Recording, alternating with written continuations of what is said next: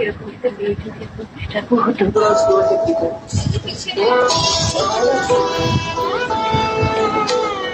দেখছি আমি সীমান্ত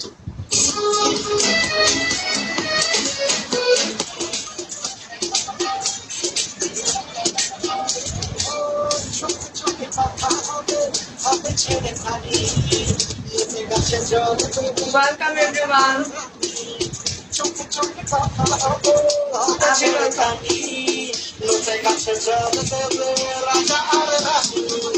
রঙে রঙে তো